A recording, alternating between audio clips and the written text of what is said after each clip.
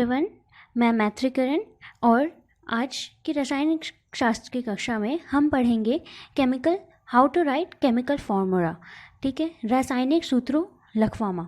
तो अभी तक हमने पढ़ा था एलिमेंट्स, कंपाउंड्स, ठीक है, और एटम्स, मॉलिक्यूल्स। तो हमने जब एटम्स पढ़ा था तो एटम्स पढ़ते वक्त हमने एक और चीज़ पढ़ी थी कि जो एटम्स होते हैं वो बहुत ही ज़्यादा रिएक्टिव होते हैं। जो परमाणु होते हैं वो बहुत ही ज़्यादा रिएक्टिव होते हैं, मतलब कि वो किसी के साथ भी रासायनिक प्रक्रिया कर लेते हैं। ठीक है, तो अब रासायनिक प्रक्रिया करके वो क्या करते हैं, वो कंपाउंड बनाते हैं। जो एटम्स होते हैं जब वो बहुत ही ज़्यादा रिएक्टिव होते हैं तो वो अस्तित्व में, नेचर में रहने के लिए वो एक दूसरे के साथ रासायनिक प्रक्रिया करके क्या करते हैं, वो कंपाउंड बना लेते हैं। अच्छा, तो ऐसा कब होगा, हमें ये जानना होगा उसके सबसे पहले कि ऐसा कब होगा जब एटम्स जो हैं, जो हमारे परमाणु हैं, वो स्टेबल होंगे।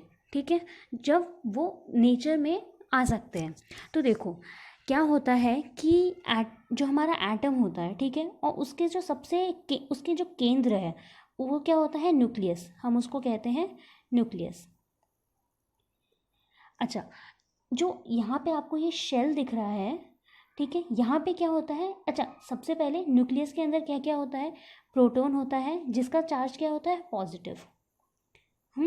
अच्छा, दूसरा क्या होता है, न्यूक्लियस जिसका कोई भी चार्ज नहीं होता है, ये क्या होता है, न्यूट्रल।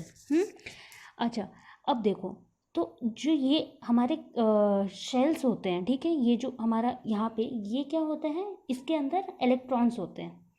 ये जैसे आपको यहाँ पे ये एक इलेक्ट्रॉन, ये दूसरा इलेक्ट्रॉन, ये तीसरा इलेक्ट्रॉन, ऐसे ऐसे ऐसे इलेक्ट्रॉन इसके अंदर घूम रहे होते हैं। तो एटम्स तभी जब स्टेबल होते हैं। अच्छा, सबसे छोटा जो एटम होता है उसमें क्या होता है, एक केंद्र होता है और एक उसमें ऐसे शेल होता है। ठीक है, अब उस शेल में अगर इस एटम को हमें स्टेबल करवाना है तो इसके लिए क्या होता है कि सिर्फ 2 ही इलेक्ट्रॉन्स होने चाहिए। अगर सबसे छोटे, ठीक है, जैसे हाइड्रोजन होता है, ठीक है, हाइड्रोजन सबसे छोटा तत्व होता है, सबसे छोटा एलिमेंट होता है, तो उसके केंद्र के एक जो हमारा चक्र है उसमें एक ही इलेक्ट्रॉन होना चाहिए। वो होता है हमारा हाइड्रोजन।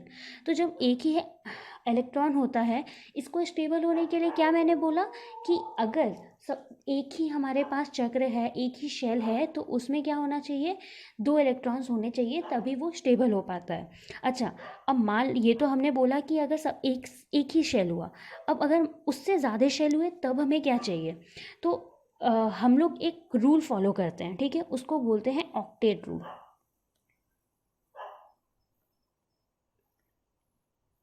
हाँ, ऑक्टेट रूल में क्या होता है, वैज्ञानिक ने ऐसा बोला कि एटम जो होता है, जो परमाणु होता है, वो तभी स्टेबल हो पा सकता है जब उसका सबसे बाहरी वाला, अब यहाँ पे कौन सा सबसे बाहर वाला शेल है, वो ये है, यहाँ पे कौन सा शेल है, ये है, अभी ये लिए, तो इसमें जब 8 इलेक्ट्रॉन होंगे तब वो सबसे ज़्यादा स्टेबल होगा। तो अब देखो यहाँ पे हम गिनते हैं, यहाँ देखो, एक इलेक्ट्रॉन है ये बाहर, सबसे बाहर वाले शेल में, दूसरा इलेक्ट्रॉन, ठीक है, तीसरा इलेक्ट्रॉन, चौथा इलेक्ट्रॉन, पांचवा इलेक्ट्रॉन और छठा इलेक्ट्रॉन। अब इसको क्या वो करना है, सबसे बाहरी उसमें, या तो अगर इस शेल को हटा दे तो 2 होने चाहिए, और अगर इस शेल ये रहता है तो सबसे बाहर में क्या होना चाहिए, 8 इलेक्ट्रॉन होने चाहिए। यहाँ पे कितने हैं, 6 इलेक्ट्रॉन है।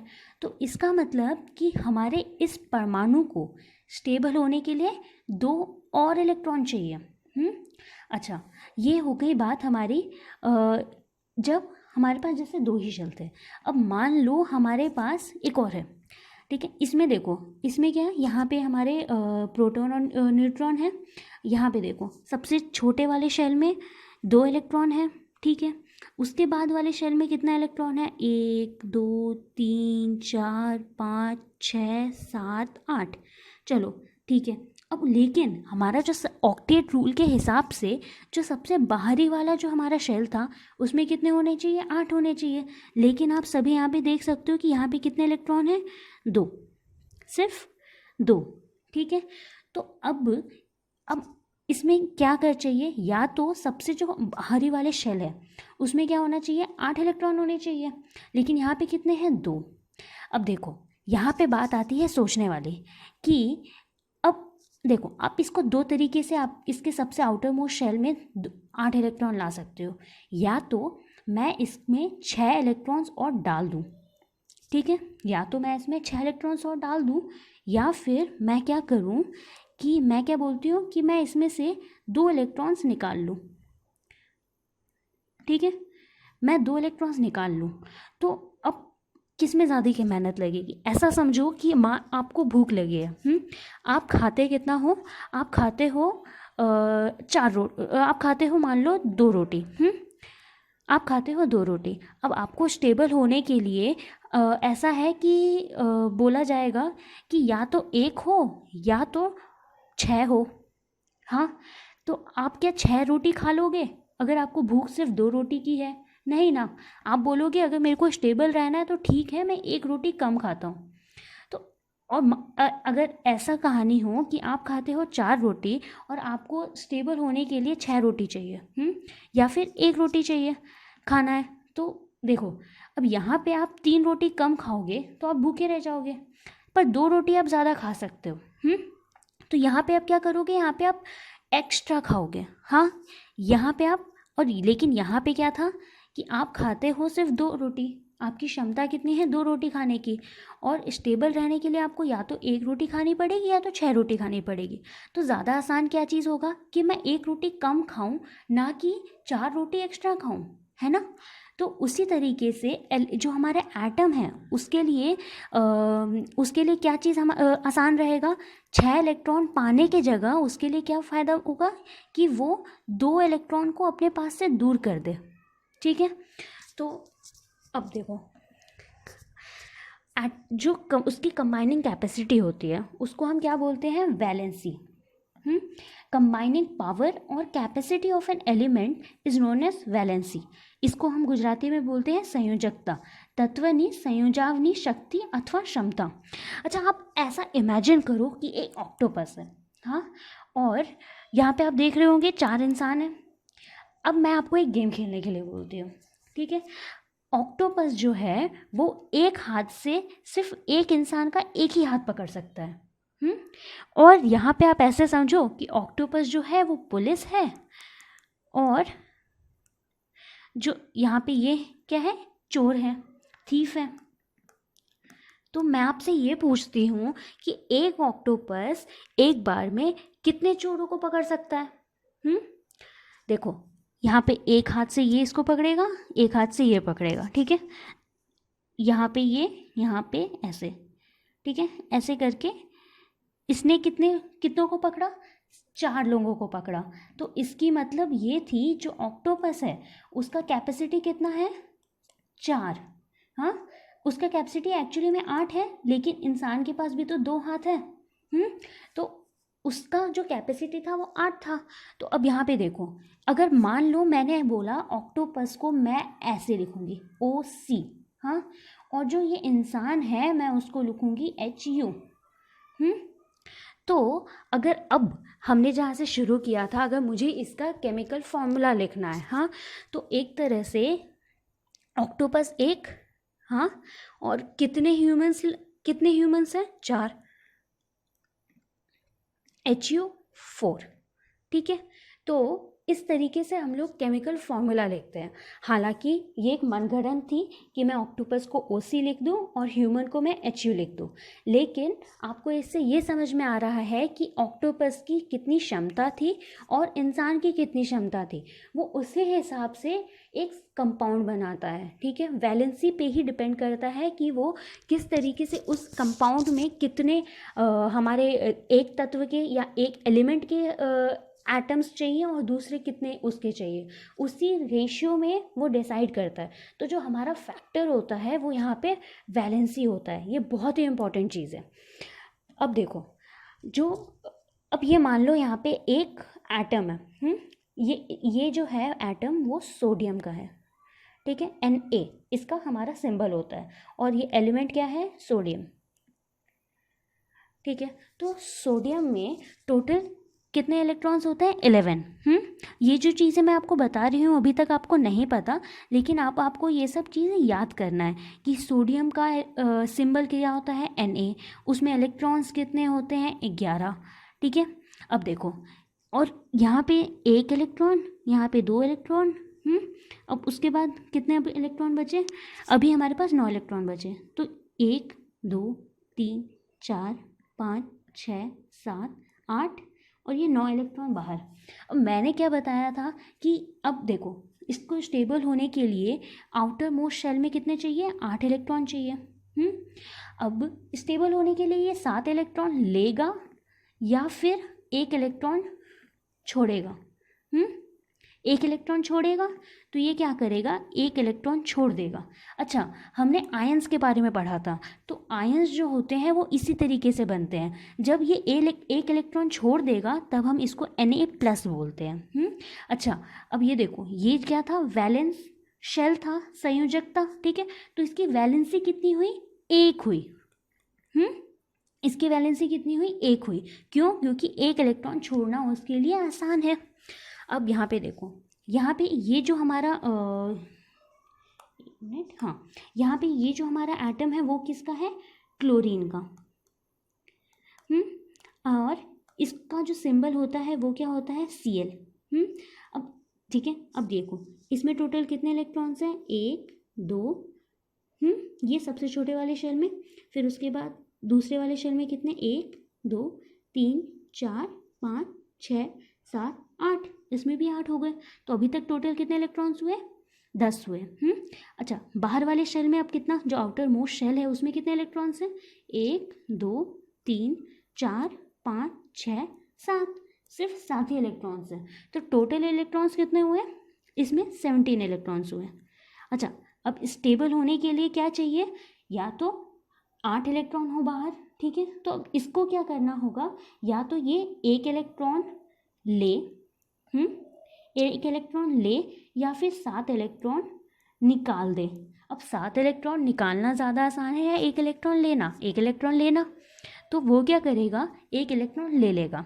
तो जब भी आयंस में 2 तरीके के होते हैं, एक कैटायन और एक एनायन। तो जब इलेक्ट्रॉन लेते हैं तब हम उसका एनायन बोलते हैं। अब यहाँ पे देखो, 1 इलेक्ट्रॉन ले रहा है तो यहाँ पे -1 लग जाएगा। हाँ, यहाँ पे 1 इलेक्ट्रॉन दे रहा था तो यहाँ पे +1 लग जाएगा। ठीक है, अब देखो, अब जो कंपाउंड होता है वो कैसे बनता है यहाँ पे।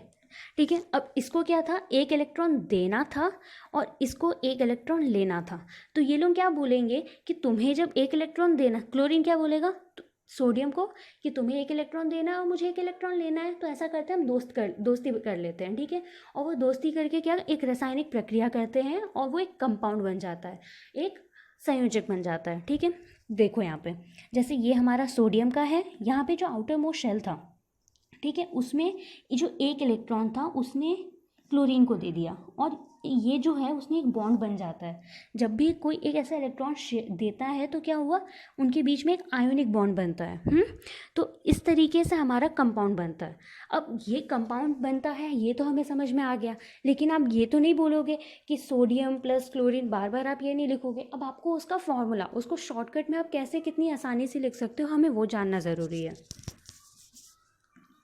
अच्छा देखो, लेकिन जो हम लिखते हैं उसकी जो फॉर्मूलाज जो होते हैं, उसका सूत्र लिखते हैं, उसके कुछ नियम होते हैं।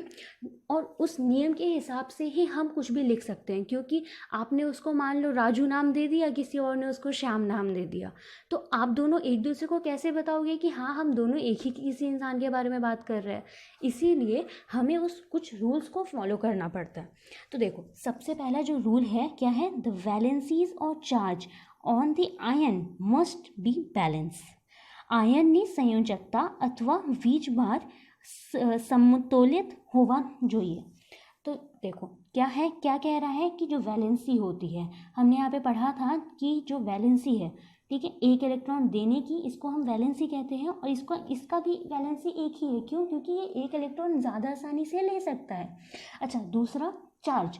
तो यहाँ पे जब अगर एक आयन है, ठीक है, तो आयन में अगर वो 1 इलेक्ट्रॉन दे रहा है तो उसको +1 कहते हैं, 1 इलेक्ट्रॉन ले रहा है तो -1 कहते हैं।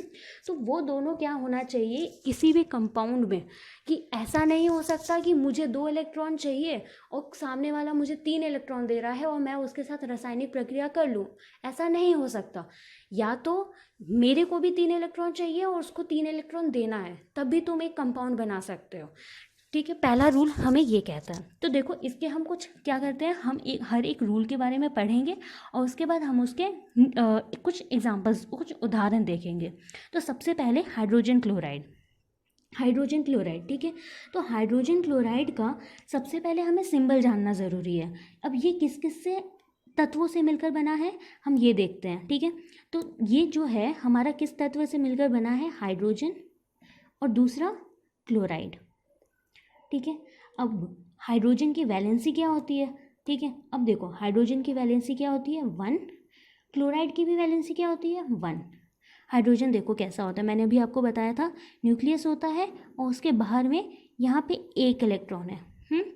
ये हमारा 1 इलेक्ट्रॉन है। अच्छा, क्लोरीन में कैसा होता है, क्लोरीन का भी अभी आपने देखा था कि क्लोरीन के जो, अब मैं सबसे छोटा वाला है, मतलब सबसे बाहर वाला शेल बना रही हूँ। ठीक है, अंदर में ये चीज़ भरे हुए हैं। हाँ, तो बाहर में क्या होता है कि 7 ही इलेक्ट्रॉन्स होते हैं, पहला, दूसरा, तीसरा, चौथा, पाँचवा, छठा, सातवां। अब इसको 1 इलेक्ट्रॉन चाहिए तो ये क्या करेगा, इसके साथ में एक बॉन्ड बना लेगा। तो इससे क्या होगा कि इसको 1 इलेक्ट्रॉन देना था, इसकी एक वैलेंसी, और इसको 1 इलेक्ट्रॉन लेना था, तो इससे ये एक कंपाउंड बना लेंगे। तो जब लिखना होता है हमें, तो हम एक उसमें एक बहुत छोटा सा ट्रिक यूज़ करते हैं। हम क्या करते हैं, कांटा यूज़ करते हैं। ठीक है, क्रिस क्रॉस मेथड यूज़ करते हैं। अब देखो जो यहाँ पे इसकी वैलेंसी थी वो यहाँ चली जाती है और इसकी वैलेंसी यहाँ पे चली जाती है। हम इसको कैसे लिखते हैं, HCl, ये इसका सूत्र है। हाँ, यही हमारा सूत्र है। अच्छा, 1 जब होता है, अगर तुम बोलोगे कि मैम हम इसमें 1 यहाँ पे क्यों नहीं लिख रहे, वो हम इसलिए नहीं लिख रहे क्योंकि जब अगर हम Cl लिखते हैं वो हमें ये पता होता है कि Cl मतलब अकेला है। अगर 2 Cl होंगे तभी हम उसमें Cl2 लिखने लग जाएंगे। ठीक है, अच्छा अब देखो नेक्स्ट एग्जाम्पल क्या है, ये हमने बात की वैलेंसी की। हाँ, नेक्स्ट एग्जाम्पल जो है वो क्या है, मैग्नीशियम क्लोराइड। मैग्नीशियम क्लोराइड किस किस से मिलकर बना होता है, 2 आयन से। हाँ, सबसे पहले जो आयन होता है वो क्या होता है, मैग्नीशियम। दूसरा आयन क्या होता है, क्लोराइड। अच्छा, मैग्नीशियम का जो क्या बोलते हैं, जो चार्ज होता है वो क्या होता है आयन में, +2। ये स्टेबल होने के लिए क्या, 2 इलेक्ट्रॉन दे देता है। अच्छा, क्लोरीन हमने अभी अभी देखा था, क्लोरीन के लिए क्या, 1 इलेक्ट्रॉन वो लेता है। हाँ, अब देखो 1 ही इलेक्ट्रॉन क्लोरीन लेता है और मैग्नीशियम को 2 इलेक्ट्रॉन देना है। हाँ, मतलब मैग्नीशियम के पास तो 2 इलेक्ट्रॉन एक्स्ट्रा है। इसको 1 इलेक्ट्रॉन ये 1 क्लोरीन को दे देगा। ठीक है, जिसको 1 इलेक्ट्रॉन चाहिए, लेकिन दूसरा इलेक्ट्रॉन वो किसको देगा, तो उसके लिए 2 Cl को आना पड़ेगा, है ना। तो 1 इलेक्ट्रॉन उसने इसको दे दिया तो ये Cl- बन गया, तो और दूसरा इलेक्ट्रॉन जब इसको दे देगा तो वो Cl- बन जाएगा। तो इसके लिए भी हम इसको देखो, यहाँ पे भी हम क्रिस क्रॉस मेथड यूज़ कर सकते हैं और इसमें हम ऐसे लिखेंगे Mg, यहाँ पे 1 नहीं लिखेंगे क्योंकि हमें ये पता होता है कि अगर Mg लिखा है तो इसका मतलब वो एक ही है, और जो Cl है वो Cl2। ठीक है, यही हमारा इसका केमिकल फॉर्मूला होता है, रासायनिक सूत्र होता है। अच्छा, एक चीज़ और, जो सिंबल होते हैं मैंने आपको ये पहले बता रखा है कि Cl जो है, जैसे यहाँ पे वो ऐसे हम इसको नहीं लिख सकते। जो पहला लेटर होता है, जो पहला अक्षर होता है वो कैपिटल होता है और जो दूसरा अक्षर होता है वो स्मॉल होता है। ठीक है, इस बात का आप ध्यान रखना। अच्छा, अब देखो दूसरा नियम क्या होता है, when a compound consist of a metal and a non-metal, the name or symbol of the metal is written first। क्या मतलब है कि अगर कोई भी कंपाउंड जो है वो मेटल एंड नॉन मेटल से मिलकर बना है, तो जो सबसे पहले हम किसका नाम लिखते हैं, मेटल का, और उसके बाद हम लिखते हैं नॉन मेटल का। ठीक है, अब जैसे एग्जांपल देखेंगे कि अच्छा, मेटल क्या, धातु, और नॉन मेटल अधातु। तो जब भी कुछ ऐसा प्रक्रिया होता है तो हम सबसे पहले धातु का नाम लिखते हैं, फिर उसके बाद अधातु का लिखते हैं। तो उदाहरण में कैल्शियम ऑक्साइड, ठीक है, कैल्शियम ऑक्साइड किससे से मिलकर बना होता है, Ca, ठीक है, कैल्शियम ऑक्साइड O, ठीक है। तो अब इसका जो वीज भार है, जो इसका चार्ज है कैल्शियम का, क्या होता है, +2। मतलब कि अगर 2 इलेक्ट्रॉन कैल्शियम अगर दे देगा तो वो क्या हो जाएगा, वो स्टेबल हो जाएगा। और ऑक्सीजन को कितना इलेक्ट्रॉन मतलब लेना या देना होता है, ऑक्सीजन को 2 इलेक्ट्रॉन देना होता है, ठीक है, मतलब उसको चाहिए 2 इलेक्ट्रॉन और चाहिए, तो उसका जो चार्ज होता है वो -2 का होता है, ठीक है। तो इसमें भी अगर हम क्रिस क्रॉस मेथड यूज़ करते हैं तो क्या होता है, इसका हमारा Ca2O2 बन जाएगा। लेकिन अब देखो, जो 2 है दोनों एक दूसरे के मल्टीपल है, हाँ दोनों एक दूसरे से कट सकते हैं, मतलब 2/2 कितना होता है, 1/1 होता है, तो मतलब ये काट सकते हो आप इसको। अच्छा, अब ये कट जाएंगे तो Ca1O1 हो जाएगा, तो हम इसको ऐसे लिख सकते हैं CaO। ये हमारा केमिकल फॉर्मूला है किसका, कैल्शियम ऑक्साइड का, ठीक है। अब देखो दूसरा क्या है question, aluminium oxide. Aluminium oxide किस किस से मिलकर बना है, एल्युमिनियम और दूसरा ऑक्सीजन। अच्छा, चार्ज क्या होता है एल्युमिनियम का, वो होता है +3। देखो ये सब चीज़ें जो मैं बता रही हूँ कि एल्युमिनियम का सिंबल क्या होता है Al, एल्युमिनियम का चार्ज क्या होता है +3, ये सब चीज़ें आपको याद करनी है, ठीक है, ये बहुत इंपॉर्टेंट है। और O का क्या होता है -2, यहाँ पे हमने देखा। अब इन दोनों का जब हम केमिकल फॉर्मूला लिखेंगे तो ये क्या होगा, क्रिस क्रॉस मेथड से Al2O3।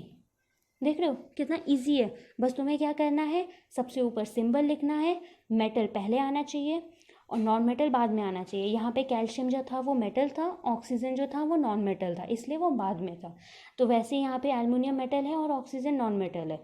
अब उसके नीचे आपको चार्ज लिखना है और उसके बाद आपको क्रिस क्रॉस मेथड यूज़ करके आपको एक उसका फॉर्मूला आप लिख सकते हो बहुत ही ईजिली, ठीक है। अच्छा, अब देखो लास्ट और जो तीसरा नियम होता है वो क्या होता है, इन compounds formed with polyatomic ions, the number of ions present in the compound is indicated by enclosing the formula of ion in a bracket and writing the number of ions outside the bracket, ठीक है।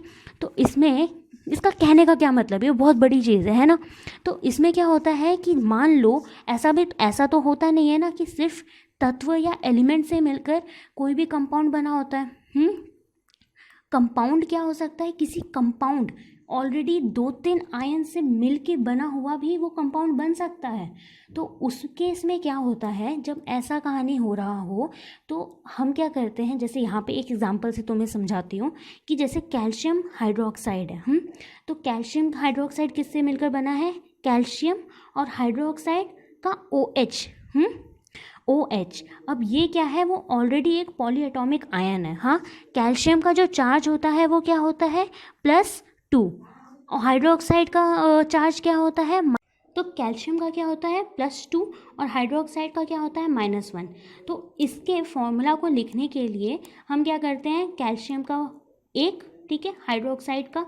तो अब ये rule क्या कहता है कि अच्छा, हम इसके फॉर्मूला को जब हम लिखेंगे हमें जो पता है उस हिसाब से, तो OH2, ठीक है। अब देखो हाइड्रोजन भी 2 हो सकते हैं।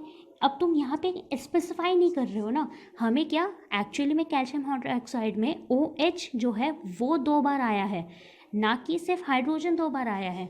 तो अब आपको ये बताने के लिए आपको क्या करना पड़ेगा, कैल्शियम और हाइड्रोक्साइड को आपको ब्रैकेट में लिखना पड़ेगा, कोष्टक के अंदर लिखना पड़ेगा, ठीक है। तो कैल्शियम हाइड्रोक्साइड को लिखते वक्त हमें एक ब्रैकेट लगानी पड़ती है, ये बहुत इंपॉर्टेंट रूल है, ठीक है। अब देखो नेक्स्ट एग्जांपल, सोडियम नाइट्रेट, ठीक है। सोडियम नाइट्रेट किस किस से मिलकर बना होता है कि सोडियम Na, नाइट्रेट NO3, ठीक है। अच्छा, आप लोग ये बोलोगे कि जैसे कैल्शियम था तो स्टार्टिंग में Ca से हमारा वो सिंबल बना, तो सोडियम में हम SO क्यों नहीं लिखते। देखो क्या होता है कि कुछ कुछ जो हमारे तत्व होते हैं वो लैटिन या उसके नामों से मिलकर बना होता है। तो वैसे ही सोडियम जो है, वैसे उसका भी जो लैटिन नेम है वो Na से शुरू होता है, तो इसीलिए हम उसका सिंबल Na देते हैं। अब Na का जो चार्ज क्या होता है, +1, NO3 का क्या होता है, -1। तो जब हम इसको लिखेंगे तो ये होगा Na, और अगर तुम फॉर्मूला के हिसाब से जाते हो तो NO3 1। लेकिन मैंने अभी आपको क्या बोला था कि अगर सिर्फ एक ही है तो मैं तो अगर उसे NO3 लिखूंगी तब भी वो एक ही होगा, और NO3 ब्रैकेट में करके 1 लिखूंगी तब भी एक ही होगा।